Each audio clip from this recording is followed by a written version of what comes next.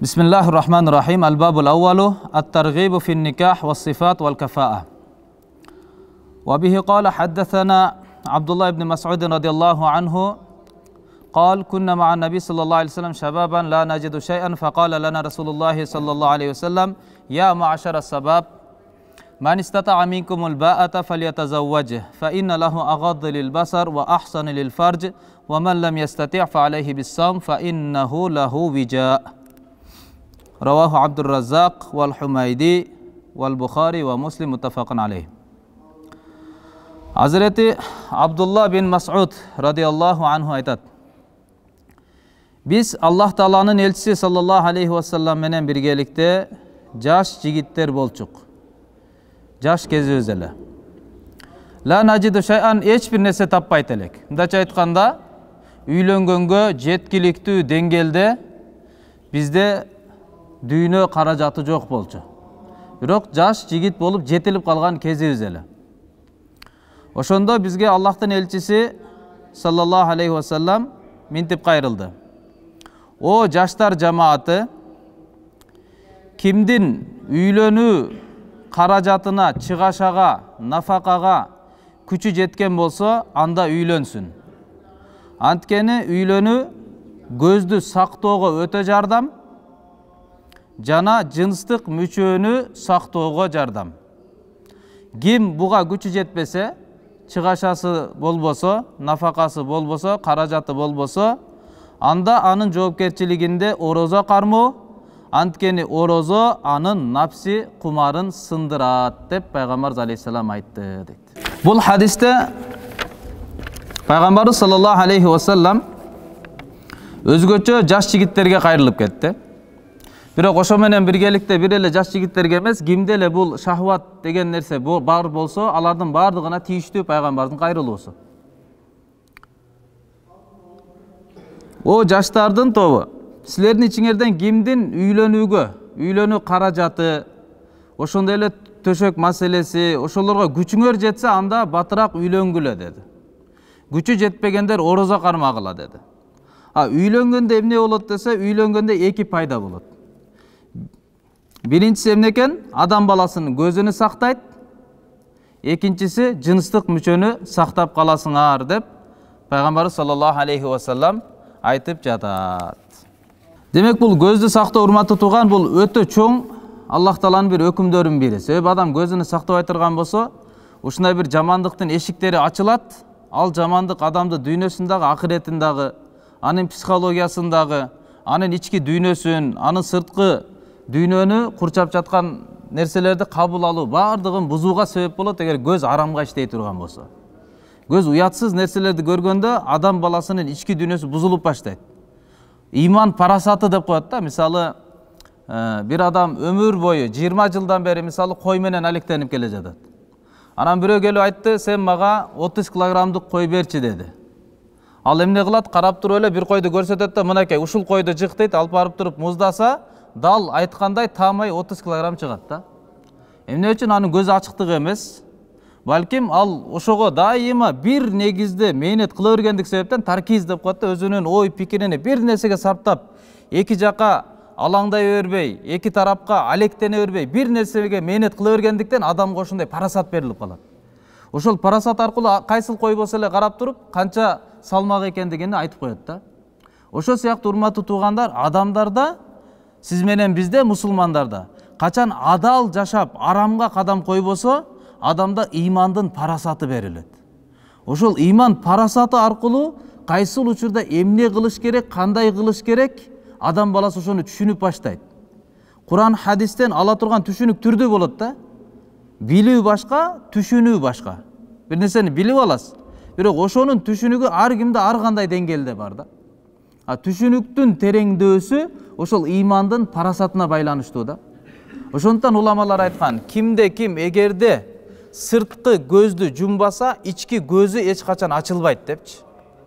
Сырткы көз деген эмне? Көзүбүздү арамдан тоспосок, ички көз дегени адамдын иман парасаты ачылбайт экен да. Ички дүйнөнүн парасаты ачылбайт экен. Намаз окуй берет, орозо кармай берет, бирок ойлонуусу дүйнө парастарда эле боло берет. Дүйнө көз карашы жок, кылыш керек да, антыш керек да, минтиш керек да дей берет. Эмне үчүн? Имандын парасаты ачыла элек. Куран хадистин нурунан түшүнүгү жүрөгүнө келе элек да ал адамдын. Анын үчүн эң чоң тоскоол эмне десе, көздү арамга иштетүү, өзгөчө уятсыз нерселерге көздү иштетүү ошондой бир ооруларды туудурат экен, урматтуу туугандар. Куран-ы Каримде Аллах Таала мындай деп кайрылган. Куллил муъминина ягудду мин абсарихим. О Мухаммад алейхиссалам. Муъминдарга айтыңыз, көздөрүнү алар төмөн алсын. Көздөрүнү төмөн алып жүрсүн. Ва яхфазу фуружахум. Жана өздөрүнүн жынстык мүчөлөрүнү сакташсын. Ва куллил муъминат. Жана момун имандуу аялдарга да айтыңыз. Имандуу кыз келиндерге деле айтыңыз, кайрылыңыз. Ягдудна мин абсарихинна яхфазна фуружахунна. Алар да көздөрүнү төмөн алып, өзүнүн жынстык мүчөлөрүнү, уяттуу жерлерин сактап жүрүшсүн деп Аллах Таала буйруп жатат. Яни эркектерге деле, аялдарга деле. Балким ушул Курандын чечмелөөсүндө уламалар айткан, аял затына эркектерге караганда өзгөчө буйрук бар көздөрүнү сактоого дейт. Жат эркектерди карагандан. Эмне үчүн десе, себеби Куран-ы Каримде Алла не деди? Куллил муъминин, момундарга айткын деди. Деп туруп андан кийин эле кайра эле ошол таризде момун аялдарга деле айткының деп кайра кайталап атат да. Негизинен эркектерге айтылганда Курандын эрежеси, тартиби, Курандын мизажы ошондой, табияты эркектердин ичинде аялдар деле айтылып кете берет да. Бирок өзгөчөлөп аялдардагы өзгөчө ошо эркектерге айткан таризде айтканы өзгөчө аялдарда көзүн сактасын деген маани чыгып калат экен да. Бир жолу пайгамбарыбыз саллаллаху алейхи вассалам олтурса, пайгамбар алейхиссалам Айшени өз менен олтурат эле, алдына Абдулла ибн Уммил Мактум радиаллаху анху, көзү азиз болгон, көзү сокур болгон сахаба келип калды. Айшени өз перде кылбады, өзүнү тоскон жок. Кирип келгенде пайгамбар алейхиссаламдын маселеси бүтүп чыгып кеткенден кийин пайгамбар алейхиссалам Айшени өзгө айтты: "Айша, сен эмнеге перде кылбадың?" деди. Десе айтты: "О Аллахтын элчиси, анын көзү сокур го, көрбөйт го. Эмнеге мен сактанамын?"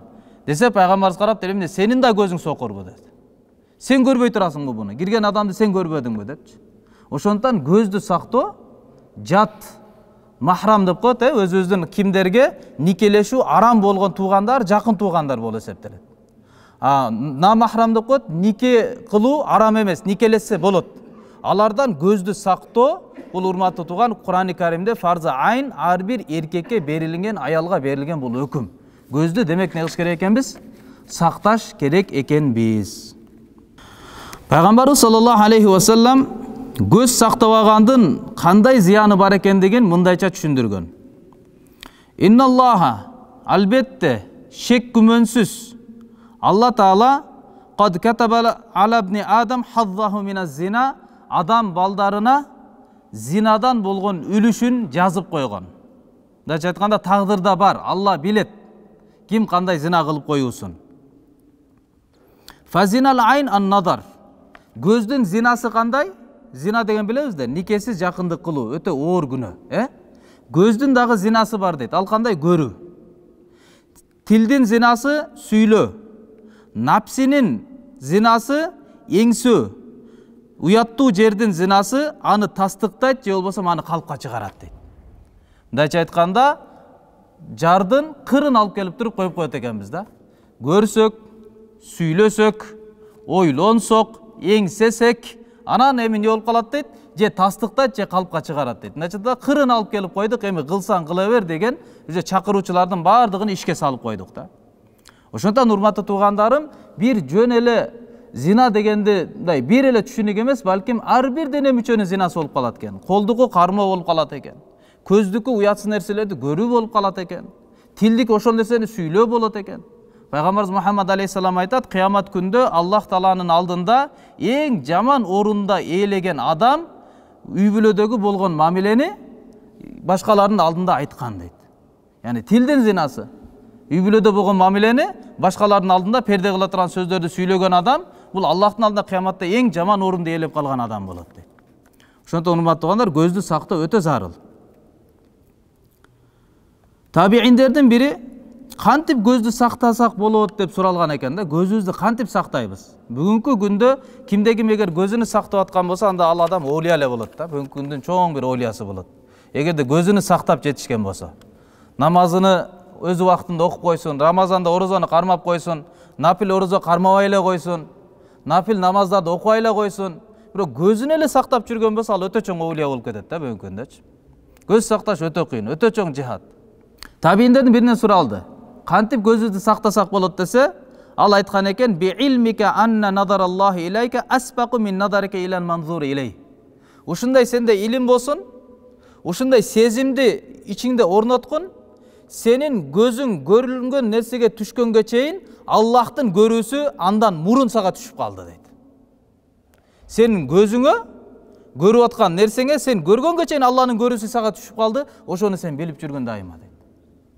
Кыянат кылып куррата аюн деп, адамдарга билдирбей көздүн кыры менен карап коюп, ошол караганга чейин сен билген Аллахтын көрүүсү сага түшүп калды. Алла сени көрүп турат дейт. Значит, Аллах мени көрүп турат, билип турат деген сезимде жүрсө, мына ошол адамдын көзүнү кыянатынан сактап калат экен адам баласы. Кантип көздү жаман жака иштетүүдөн сактансак болот? Бунун дарысы эмне? Бир адам көнүп алган, телефонду караса, ылгабастан карайт. Жакшы нерсеси бар, жаман нерсеси бар. Туурабы? Эгерде жаман жака кирип кете берсе, же көзүнү мисалы басып баратканда дагы ылгабай эле ар кимди карай бере турган болсо, кантип бул адам дарыланса болот? Өтө чоң оору. Пайгамбар алейхиссалам айткан, кыяматта ага эритилген коргошун куюлат деген ушундай көзгө. Уятсыз нерселерди караган көзгө. Кантип дарыланса болот десе, биринчи албетте биз пендебиз, алсызбыз. Аллах Тааланын алдында өзүнүн алсыздыгын көрүп, Аллахтан дуа кылсын. Аллах Тааладан не кылыш керек экен? Дуа кылыш керек экенбиз. Аллахумма гудда басари. Аллахумма хассин фаржи. Аллахумма тахир калби деп дуа кылалы дейт. Я Алла, сен менин көзүмдү ылдый карматтыргын.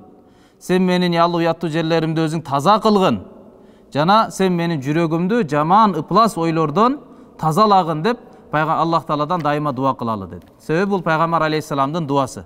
Пайгамбар заманасында бир жаш жигит келди, өтө сулуу жаш жигит болчу. Келип Пайгамбарга айтты: "Изанли фи зина, о Аллахтын элчиси, мага зина кылууга уруксат бериңизчи" dedi. Мен өзүмдү кармана албай калдым, мага зинага уруксат бериңизчи dedi. Десе Пайгамбар алейхиссалам айтты: "Сага макул, жакыныраак кел деп алдына отур. Сахабалар ачуусу келип келди. Кантип ушундай нерсени сурап атат" депчи. Пайгамбар алейхиссалам ар бир адам өз деңгээлине жараша мамиле кылган эле да. Булар такыбалар аны жаман иштеген менен ал баланын өзүнүн чөйрөсү ошондой. Чакырып алып келип туруп анан айтты: "Сага жагабы эгерде ушул мамилени, зинаны сенин апаң менен бирөө кылып койсо кандай дейсиң?" Десе айтты: "Жок, мага жакпайт эле, каалабайт элем буну." "Сен каалайсыңбы? Эгерде ошол зинаны сенин кызың менен бирөө кылса? Сен каалайсыңбы ушул мамилени эгерде палан тууганың менен кылса?" деп Пайгамбарыбыз Мухаммад алейхиссалам жакын туугандарына мисал бергенде, ал бала айтып атты: "Жок, мен буну каалабайт элем, Аллахтын элчиси" dedi. Пайгамбарыбыз айтты: "Ошондой эле башкалар да өздөрүнүн тууганы менен никесиз жакындыкка баруусуну каалабайт" dedi. Деп туруп анан Пайгамбар алейхиссалам жүрөгүнө колуну коюп, көкүрөгүнө коюп: "Аллахумма гудда басараху ва таххир калбаху ва хассин фаржаху". О Аллах, сен бунун көзүн өзүң сактагын, жүрөгүн өзүң тазалагын, жана бунун уяттуу жерлерин өзүң сактагын я Алла деп дуа кылды. Ошол бала ошол жерден чыгып кетти дейт. Жүрөгүндө эң жиркеничтүү күнөө ушу зина болуп калды. Андан өткөн жаман, аны көргөн иши калбай калды дейт да. Дуанын таасири да бул. Ошондон биринчи эмне кылыш керек экен? Аллах Таалага алсыздыгыбызды көрсөтүп дуа кылыш керек экен. Алымдар айткан, Алла менен болгон мамиледе эң бат Аллахка жеткире турган эки жол бар деген. Алла менен болгон мамиледе эң бат жеткирген кайсы? Орозобу, зекетпи, ажылыкпы, эмне? Аллага эң бат жеткире турган амал. Биринчиси, ар бир адам өзүнүн кемчилигини мойнуна алса биринчи. Менде ушул айып бар, менде кемчилик бар деп биринчи моюнга алуу, бул өтө чоң нерсе экен да. Мен күнөөкөрмүн, мен алсызмын я Алла. Сен жардам бербесең, сен мени сактабасаң, менин колуман эчтеке келбейт деп биринчи мойнуга алуу дейт биринчи. Экинчи, 2 рекет намаз окуп алып туруп, Аллахтын алдында кол көтөрүп, көз жаш төгүп туруп, Алладан тоба кылып, ыйлоо, мына ушул эки нерсе Аллага эң бат жеткирет пендени дейт. Эң бат жеткирет экен. Тоба, бардык күнөөнүн тоба эшиги бар да. Бирок тоба кылгандар үчүн. Тоба кылгандар үчүн. Болбосом шайтан алейхиллана сен жакшысың, таптай берет, күн өтө берет, Алланын алдына барганда тообасыз Аллага жолугуп калабыз да. Ошондон дайыма адам айыбыны мойнуга алып жүргөн бул пендеге өтө жараша турган нерсе да. Демек не кылат экенбиз? Аллага алсыздыгыбызды көрсөтүп туруп дуа кылабыз. Экинчиден такыбачылык. Бул эң жакшы дарылардын бири. Аллахтан коркуу сезимин ички дүйнөдө өрчүтүү, өнүктүрүү. Ошол сезим адам баласыны жаман иштердин бардыгынан кармап калат. Бир устаз өзүнүн окуучуларын жакшы көрөт экен. Алардын ичинен бирөөсүн өзгөчө жакшы көрөт экен да. Анан бардык окуучулар аракет кылат. Мен дагы өзүм агайыма жакын болсом, устазыма жакын болсом депчи. Анан күндөрдүн биринде билдириш үчүн эмне үчүн бул өзүнүн окуучусун жакшы көрөт? Билдириш үчүн бардыгына бирден тоок карматат да, айтат, силер баргыла эч ким көрбөгөн жерге барып, ушунун башыны муздап келгиле, тоокту башын алып келгиле дейт. Анан баары устаздын айтканын кылуу үчүн шашкан боюнча чуркап кетет. Бирөө жертөлөгө кирип кетет, бирөө шыпка чыгып кетет, бирөө тамдын аркасына өтүп кетет. Ар ким ар жакка жашырынып алып, эч ким көрбөгөн жерде башыны муздап алып келет. Анан бардык балдар чогулуп калды. Караса ба жакшы көргөн окуучусу жок да. Анан окуучулар эми ортодо атаңдашуу деген бар. Карап айтат, мынакей, эми мына бул баланы устазы агай эми урушат болуш керек. Бүгүн эми урушат, эми наразы кылат го деп ойлойт да. Караса кечигип келатат. Кечигип келгени аз келгенсип, колунда тоокту башына албастан эле тирүүлөй эле кармап келатат да. Анан балдар ойлойт, эми аннык эми урушат дейт. Келгенден кийин анан сурайт, эмнеге мындай кылдың? Айтканымды эмне аткарбадың сен? Десе айтат, о устаз, сиз айттыңыз, эч ким көрбөгөн жерге барып туруп башын алып келгиле дедиңиз. Мен жердин астына киремби, жердин үстүнө чыгып кетемби? Чүпүрөктүн арасы астында мен жашырынып аламбы? Каякта болбойн, Кудай Таала мени көрүп турат, Алла Таала көрүп турат. Алладан жашырына турган мен эч бир жер тапкан жокмун. Ошондуктан шарт да болбогондуктан, шартка байланыштуу иш айтканыңызды деле аткара албастан тооктун башын муздай албай келдим деп айткан экен да. Анан устаз айтты, мына көрдүңөрбү? Эмне үчүн мен бул окуучумду өзгөчө жакшы көрүүмдүн себебин билдиңерби деп. Ошо сыяктуу урматтуу туугандарым, кайсыл мусулман, кайсыл пенде Алла көрүп турат, билип турат деген сезимге келип алган болсо, болду, сиз уттуңуз да. Балдарыңызды, кыздарыңызды ушул сезимге тарбиялап койдуңуз, болду, уттуңуз. Каякта болбосун, ал түз жүрөт, кыянат кылбайт, дүйнө жана ахиретине зыян алып келбейт, элине, жерине кыянат кылбайт. Эмне үчүн? Кудай Таалам көрүп турат, билип турат, Аллахтын алдында мен бир алсыз пендемин деген сезимде жүрөт. Ошондуктан биринчи дуа, экинчи такыбалыкка аракет кылыш керек экен. Бул Алла көрүп турат, билип турат деген сезим келиш үчүн эмне кылабыз? Кантип ушуну алып келсек болот? Уламалар айтат, дин алымдары 3 нерсени кылууга туура келет. Биринчиси, күндө 24 сааттын ичинде Кур'ан окугандын адаттаналы. Кур'ан менен достошолу. Эң аз дегенде жалпы эл, карапайым эл, бир пара Кур'ан окуш керек. Кур'анды толук жаттагандар болсо 3 парага жеткирген аракетини кылыш керек. Ошол Кур'ан менен байлап, Кур'ан бул Алланы эстей турган, ыкмалардын эң чоң ыкмасы бул Кур'ан окуу. Кур'ан бул Аллахтын өзүнүн сөзү. Кур'андын башка сөздөргө караганда артыкчылыгы Алланын бүткүл жаралгандарга караганда артыкчылыгындай. Ошондой деңгээлдеги, өтө бийик деңгээлдеги нерсе да. Сиз менен бүгүн бар нерсеге убакыт табабыз, бирок Куранга убакыт жок да. Сүйлөшкөнгө убакыт бар, сериалларга көргөнгө убакыт бар, бирок Куранды көргөнгө убакыт жок. СМСтер келсин келбесин текшерип турабыз. Келбей туруп аны күтүп турабыз. Келди экен, келбеди экен. Келдик, WhatsApp'ты кайра-кайра ачып турабыз, Facebook'ты кайра-кайра ачып турабыз, мессенджерлерди кайра-кайра карап турабыз. Бирок Кур'ани Карим канча жылдар, айлар өтүп кеткен, чаң басып жатат, аны окуган эч ким жок. Бул сиз менен биздин сыймыгыбыз эле. Биринчи Кур'анды окуш керек. Алла көрүп билип турат деген сезим жүрөккө келиш үчүн. Ким Аллах мага сүйлөсүн десе, Кур'ан окусун. Аллага мен сүйлөп берейин дей турган болсо, анда намаз окусун дейт. Кур'анда Аллах Таала сизге насаатын айтат. Аллах Таала сиз менен сүйлөшөт. Ошон үчүн Кур'ан окуган аракетине кылалы. Анан экинчиси, Алла көрүп билип турат деген сезим пайда болуу үчүн өзүбүздө, бала чакабызда, элде эмне кылыш керек экен? Экинчиси, эрте менен кечинде теспит толтуруп туруш керекпиз. Субханаллах, алхамдулиллах, Аллаху акбар, ла илаха иллаллах, астагфируллах, Аллахумма салли ала Мухаммад ла хаула ва ла куввата илля билля. Ушуларды толтуруп туруш керекпиз да. Теспилерди толтуруп туруш керекпиз. Үчүнчүсү, маснун дуаларды окуп туруш керекпиз. Маснун дуа дегени күнүмдүк ар бир учурга байланыштуу пайгамбарыбыздын дуалары бар. Дараткана кирип чыкканда өзүнүн дуасы бар. Кийим кийгенди чечкенде өзүнүн дуасы бар. Ошол дуаларды окуй турган болсок, демек Алла Тааланы эң жакшы деңгээлде Алланы эстеп жаткан болобуз. Ар бир жерде Аллага таянып, Алланы эстеп жүргөн болобуз да.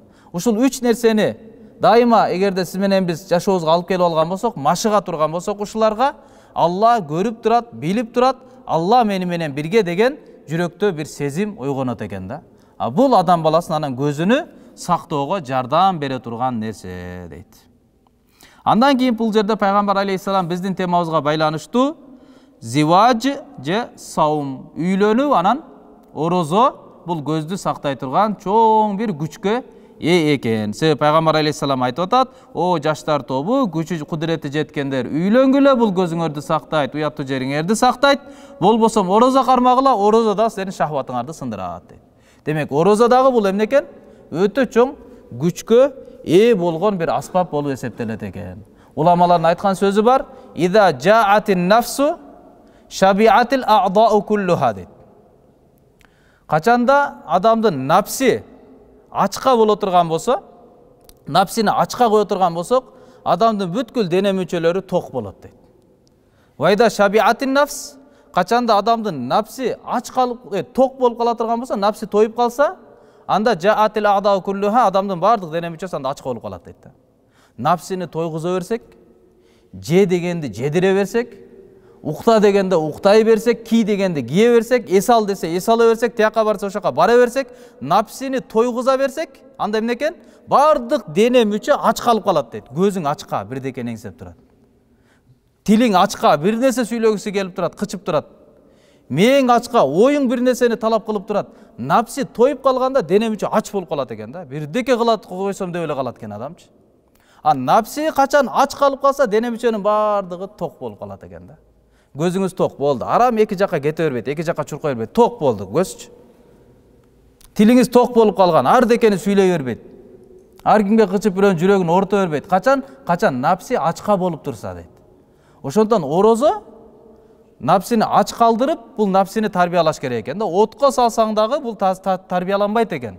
Бирок ачка жүрсө напси тарбияланат экен. Ошондон пайгамбар алейхиссалам айтып атат: "Орозо кармагыла, эгерде напсиңер, кумарыңар үстөн болуп бара жаткан болсо, бирок үйлөнө албасаңар, анда орозо кармагыла" деп пайгамбарыбыз буйруп атат. Ошондон орозого байланыштуу да уламалардын айткан өтө жакшы сөзү бар: "Кун роббаниян ва ла такун рамданиян" дейт. Сен Алланыга таандык болгон, орозо айына таандык болбогун дейт. Алланын кулу бол, Рамазан айынын кулу болбо дейт да. Рамазан айдын кулу деген эмне? Орозо айда гана орозо кармайт, башка айда орозо кармабайт. Орозо айда гана саарлыкка турат, башка айларда тахажжудка турбайт. Орозо айда гана 20 рекеттеп келип алып, саат-сааттап нафил намаздарды өз эрки менен окула турган намаздарды окуйт, башка айларда фарздан башка, сүннөттөн башка эч кандай нафил намаз окубайт.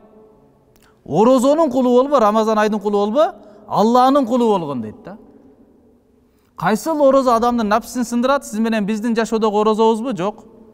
Биздин орозо кандай? Эртең менен саарлыкта тамак жей турган учурларда эртең мененки дагы түшкү тамакты да чогултуп туруп жеп коебуз. Ооз ачканда не кылабыз? Дагы 3-4 маалдык тамакты дагы чогултуп туруп бир жеп коебуз. Баар нерсени чогултуп алып жейбиз да, орозо кармап атамын депчи. Жок, орозо жеңил жеп. Жеңил нерсе менен ооз ачып. Мына ошол орозо адамдын ичкидеги напси кумарыны, ичте өрттү, ошону басат экен, сындырат экен ошол орозочу. Ким эгерде шахват үстөн болуп бирок үйлөнө албай жаткан болсо, анда аларга пайгамбардын кеңеши не кылсын дейт? Орозо кармасын дейт. Эң негизгиси эмне экен? Үйлөнсүн, дароо үйлөнсүн. Үйлөнбөй жүрбөсүн. Азирет Умар радиаллаху анху айткан: "Мен таң калам ушундай жаштарга үйлөнбөй жүрүп байыймын деп байлык чогултам деген адамдарга таң каламын" деген. Үйлөнбөй туруп адам баласы бутка тура албайт экен. Чубак ажы рахматтылык айткандай, бутка турам деп жүрүп, башка жериң турбай калбасын дегендей, адам баласы бутка тура албайт экен да. Мындай тамаша катары айткан, бирок чындык сөз да. Эрте үйлөнгөн адам сөзсүз утат. Эрте үйлөнүп алса, кайсы тараптан болбосун утуп кете берет. Ошондон демек пайгамбарыбыз саллаллаху алейхи вассаламдын бүгүнкү биздин сабагыбызга байланыштуу хадисте пайгамбар алейхиссалам айтып атат, жаштар тобуна кайрылып, күчүңөр, кудуретиңер жеттиби, болду үйлөнгүлө деди. Дароо үйлөнгөнүн аракетин кылгыла. Демек ата эне дагы ошого көңүл буруш керек. Кызыбыз турмушка чыгууга бой жетип калдыбы? Бойго жеттиби? Балдарыбыз чоңоюп калдыбы? Дароо үйлөндүргөндүн, турмушка бергендин аракетини кылыш керекпиз. Башка бир хадисте пайгамбарыбыз саллаллаху алейхи вассалам айтат, Айша энебизден риваят: "Ан-никаху мин суннати." Никелешүү бул менин сүннөтүмдөн, менин жолумдан. Мен алып келген шариат, ислам дини никелешүү. "Фаман лам яъмал би суннати фалайса минни." Андыктан ким менин сүннөтүмө амал кылбаса, мен алып келген жолго түшпөсө, фалайса минни, анда ал миң доолонуп, сакалын өстүрүп, жолукчан жүргөнү менен, бирок ал менден эмес дейт. Мусулмандардан эмес, менин тайпамдан эмес, менин коомум эмес, ал башка жолго түшүп алган адам. "Ва тазавважу." Үйлөнгүлө дейт, буйруп атат пайгамбар алейхиссалам. Тазавважу, үйлөнгүлө. "Фа инни мукаthirun бикумул умам." Анткени мен силердин көптүгүңөр менен башка коомдорго кыяматта мен сыймыктанам деди. Мына менин үммөтүм, менин коомум, башка Муса алейхиссалам, Ибрахим алейхиссалам башка коомдорго караганда меники көп деп мен сыймыктанам, силер үйлөнгүлө сөзсүз. "Оман кана за таулин." Ким эгерде үйлөнүү чыгашасына, каражатына ээси жетсе, кудурети жетсе, каражаттын ээси болсо, фал янких, анда сөзсүз үйлөнсүн. Ким эгерде таппаган болсо, анда ал орозо кармасын, анткени орозо анын ичиндеги шахватыны сындырат деп пайгамбар алейхиссалам айткан экен. Ошондон демек урматтуу туугандарым, бул үйлөнүү пайгамбарыбыз алейхиссалату вассаламдын сүннөтү. Башка хадисте пайгамбар алейхиссалам мындай дейт: "Ман кана мусиран ли ай янкиха сумма лам янких фалайса минни." Ким эгерде байлыгы болуп туруп, бай болуп туруп үйлөнүүгө, андан кийин ал үйлөнбөй койсо, никелешпей койсо, анда ал менден эмес деп койду. Кудурети жетип туруп, дагы эле үйлөнбөй жүрө берген болсо, андай адамдар менден эмес деп пайгамбарыбыз саллаллаху алейхи вассалам айткан. Ошондон иншалла келиңиздер, баарыбыз аракет кылалы. Кимдер эгерде бойго жеткен болсо, кыз болсун, эркек болсун, эртерээк турмушка чыксын, үйлөнсүн. Ошондой эле өзүбүздүн инилерибиз, балдарыбыз, неберелерибиз эгерде убакты келген болсо, аларды батыраак үйлөндүргөндүн аракетин кылалы, аларды көп кармап калбайлы. Анте турган болсо, эң чоң зыян, дүйнө ахиретин буза турган нерселерге жол ачылып кетет экен. Аллахым баарыбызга амал кылганга мүмкүнчүлүк берсин. Субхана раббика раббил иzzati амма ясифун ва саламун алал мурсалин валхамдулиллахи раббил аламин.